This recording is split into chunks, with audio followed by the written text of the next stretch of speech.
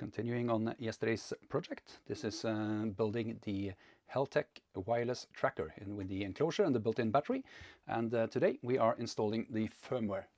So for this you need a computer and something resembling an internet browser. You can use Google Chrome or Microsoft Edge, and what I normally do is I just search for Gusman firmware. And that will normally just, I just need to reject all the bullshit from Google. And you get a hit that's talking about the LoRa APRS tracker. You click that link and you get to GitHub, and a little bit down that page it's a link for the web flasher. So just click that and you get this page, and here we get to select what board we have, and that is of course the Heltec Wireless Tracker. We get to decide what firmware to install, and I see no reason to do anything but the latest one. This is just a few days old, March 28th. And we will do a first flash of factory reset, so full reconfigure. And let's see here. To figure out the serial port that this will get assigned when it's plugged in, the easiest way I've found is just to start device manager before you plug it in, and have a look under ports COM and LPT. We'll see here I have 4 ports, COM3, COM4, COM5 and COM6, and then we'll plug in the device and we shall see another one appearing, COM7. So this is how we know that this is COM7. This is needed for the next part when we actually press flash firmware. We need to select a serial port, and it says USB JTAG serial debug unit COM7. So we'll connect to that, and we choose install Heltec Wireless Tracker factory JSON, and accept to erase device, press next and install. So other than that, it's erasing, and it's a bit of a waiting game. It says it will take 2 minutes. I don't believe that for a second, because it's already half done. But let's see. There might be some finishing going on here. Yeah, 98%, 99, and 100. Wrapping up, it says. This looks very nice. Let's see if we can zoom in on what's on the screen here. This is what is expected. Let's see if you can you zoom in? LoRa APRS, it says, web config. And yeah, I think that's it. I don't know what that wrapping up is all about, but it looks like the device it's ready to be connected to. So the next step in configuring this is to connect to the wireless network that is presented on here. Let's see if you can see this way. See that? It says that that's called the network we are to connect to, LoRa Tracker-AP. So let's see if we can find that in our list of networks. And there we have it. And we connect. And the key is 1, 2, 3, 4, 5, 6, 7, 8, 9, 0. Next. Let's see. And to the IP to connect to, it's once again, it's on the screen. If we can get that to zoom, I think that's let's see, 192.168.4.1. 192.168.4.1. We'll connect to that. And there we have it. Very nice. So this is just like any other tracker. We'll put our call sign in, Lima Bravo 5 Juliet Juliet, and I'll need to pick a number for this. Let's say -13 sounds good. And I can't remember what all these symbols are, but we'll just leave them as is, because I think there are 3 call signs you can put in, and these are meant for the different mode of propulsion. If you walk, or if you bicycle, or if you drive, then you're supposed to switch between these. So I'm guessing the symbols somehow makes sense in that context. So all we need to do then is just to put our call sign in all of them.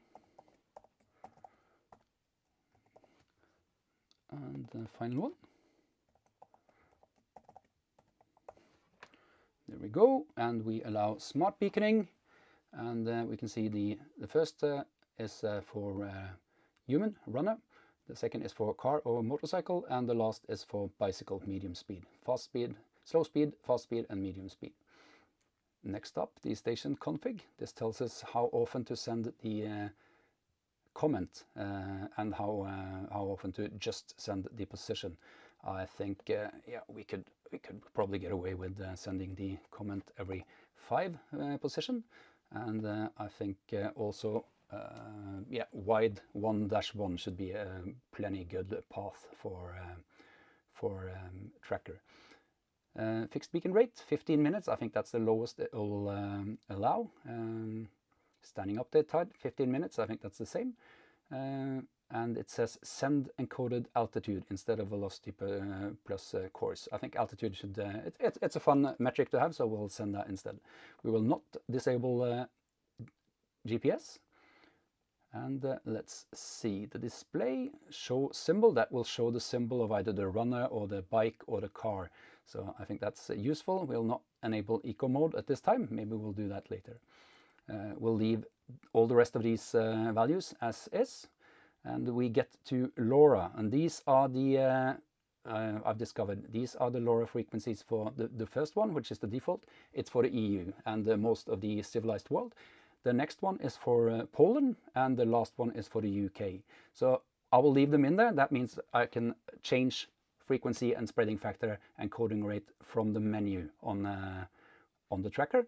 But as a default, it will default to the first one, which is for most of Europe, with the exception of Poland and the UK. We'll not send any telemetry, but we will enable Bluetooth. That means we can connect to this as a TNC from an iPhone or an Android phone. And we need to give it a name. I will name that as the same as the call sign I put in there, Lima Bravo 5 Juliet Juliet -13. Sab uppercase letters -13. And we will enable Bluetooth low energy.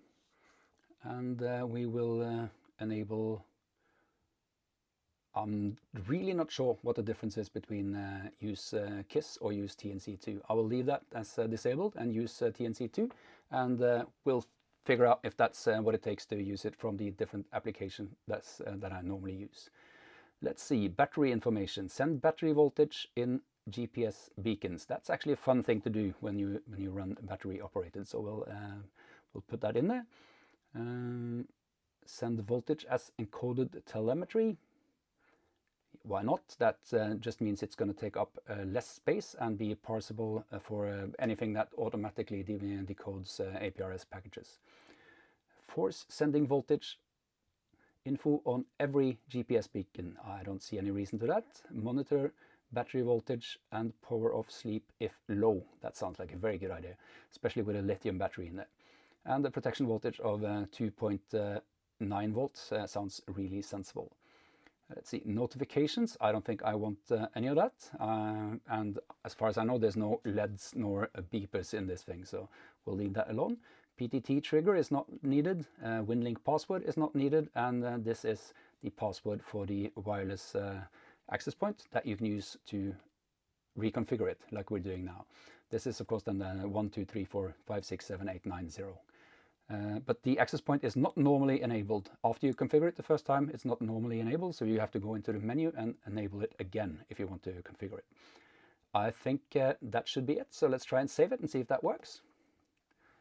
And of course, you maybe now be able to see that the thing is booting, and it's starting back up. And this looks very good. It says, let's see if I can move in closer so maybe you can read this too. If we manage to.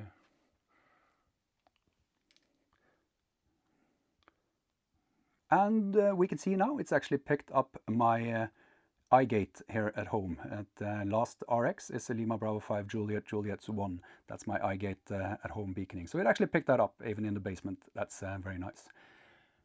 I think that's going to be enough for this video. If you want to see me testing this, then I would encourage you to subscribe.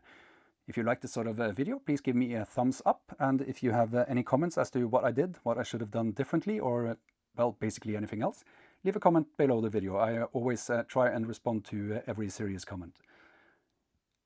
Other than that, I would say until next time, and we will go outside and test this thing.